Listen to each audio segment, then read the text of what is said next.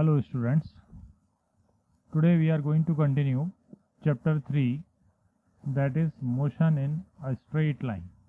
इसमें हम लोग आज स्पेशल केसेस ऑफ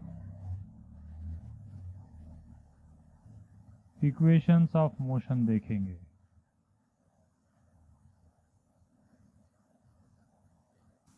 मतलब इक्वेशंस ऑफ मोशन में और क्या क्या कुछ एडिशनल चीज़ें हमको जाननी चाहिए, है ना, या कुछ एडिशनल फार्मूले जानने चाहिए जैसे कि हम इनको आगे यूज़ कर पाएँ।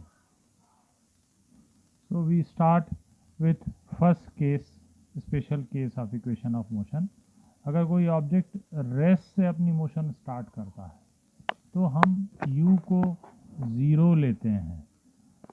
मतलब कोई भी ऑब्जेक्ट जब रेस्ट पे था और उसको आगे चला, एक्सेलरेट किया गया, तो उसके लिए हम u को 0 लेते हैं। ठीक है। अब कोई भी चलते हुए ऑब्जेक्ट को अगर रोक दिया गया, जैसे कि ब्रेक लगा के रोक देते हैं, तब हमको v इक्वल टू 0 लेना है, दैट इज फाइनल वेलोसिटी को 0 लेना है।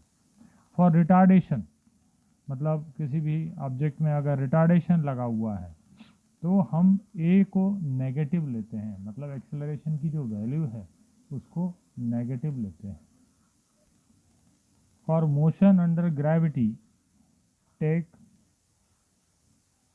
a is equal to plus minus g, है ना, depending on the direction of motion. हम एक बार प्लस लेते हैं और एक बार माइनस लेते हैं, है ना।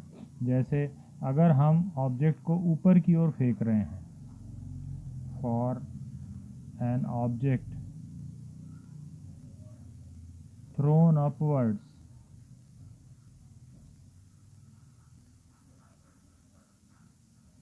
take a is equal to minus g। g मतलब है ग्रेविटेशन एक्सीलरेशन, है ना। जब एक ऑब्जेक्ट को ऊपर की ओर फेंका गया है तो ग्रेविटेशन एक्सीलरेशन उसकी मोशन को अपोज करता है, मतलब वो रिटार्डेशन का काम करता है। तो हम a is equal to minus G ले लेते हैं, है ना।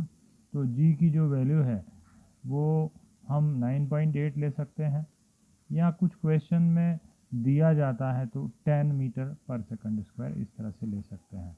तो हमने मोशन अंडर ग्रेविटी का एक एग्जांपल देखा जिसमें ऑब्जेक्ट को ऊपर की ओर फेंका गया है। अब इसी का उल्टा, जब ऑब्जेक्ट ऊपर से नीचे गिराया जाता है तब यही g की वैल्यू जो है वो वेलोसिटी को बढ़ाने का काम करती है। उस केस में हम लिख सकते हैं फॉर डाउनवर्ड मोशन, है ना, downward fall of an object, क्या लेना है हमको, a is equal to plus G लेना है। ठीक है। Now we come to formula for distance travelled in tth second. मतलब टीवें सेकंड में कितना डिस्टेंस कोई ऑब्जेक्ट चलता है उसके लिए फार्मूला बनाएंगे, है ना। तो वो टीवें सेकंड में कितनी डिस्टेंस चला है इसको समझने के लिए हम लोग एक एग्जांपल देख लेते हैं। ये एग्जांपल है ना, इसमें एक स्केल बना हुआ है, ये 0 1 2 3 4 5 ये सब इसमें ग्रेजुएशंस हैं। इसमें किसी पार्टिकल की मोशन p पॉइंट से दिखाई गई है, p सिंबल से, उसकी अलग अलग पोजीशंस हैं, है ना। तो 0 सेकंड में पार्टिकल यहाँ पे है, 1 सेकंड में p1 पे है, 2 सेकंड में वो यहाँ पे आ गया, और इस तरह से हमने 4 सेकंड तक की उसकी मोशन को मॉनिटर किया है ना। तो अगर हमसे कोई पूछे कि चौथे सेकंड में पार्टिकल कितना चला, तो ये डिस्टेंस जो है यहाँ से लेकर यहाँ तक का डिस्टेंस वो चौथे सेकंड में चली हुई डिस्टेंस होगा। ठीक है। इसी तरह से तीसरे सेकंड में चली हुई डिस्टेंस पूछेगा तो हमको इतनी डिस्टेंस बताना है, सेकंड पोजीशन से लेकर थर्ड पोजीशन की डिस्टेंस जो होगी ये डिस्टेंस होगी थर्ड सेकंड में या तीसरे सेकंड में चली हुई डिस्टेंस, है ना। तो इससे हमको ये आइडिया समझ में आता है कि टीएथ सेकंड का मतलब क्या होता है। ठीक है। इसमें एक और पॉइंट हमको समझना चाहिए कि चौथे सेकंड में चली हुई डिस्टेंस निकालने के लिए हमको 4 सेकंड में चली हुई डिस्टेंस ये, और उसमें से 3 सेकंड में चली हुई डिस्टेंस को जब माइनस कर देंगे तो हमको 4th सेकंड की डिस्टेंस मिलती है ना। तो इसी तरह से किसी भी पर्टिकुलर सेकंड में चली हुई डिस्टेंस निकालना है तो उसमें से हमको एक कम करके टाइम उसकी डिस्टेंस और टोटल टाइम की डिस्टेंस उसमें से उसको माइनस कर देना पड़ेगा, है ना। तो इसी एग्जांपल की हेल्प से हम लोग TH सेकंड का फॉर्मूला डेराइव करते हैं। इसको हम इस तरह से लिखते हैं कि 4 सेकंड में चली हुई डिस्टेंस एज 4, ये कैसे निकालेंगे, लिखना पड़ेगा distance travelled in 4 seconds minus distance travelled in 3 seconds.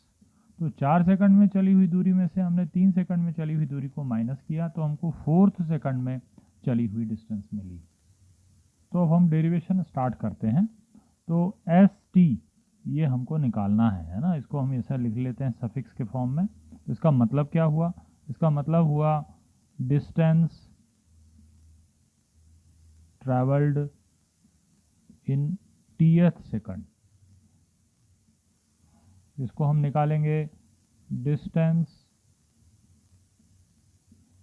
Travelled in T seconds minus distance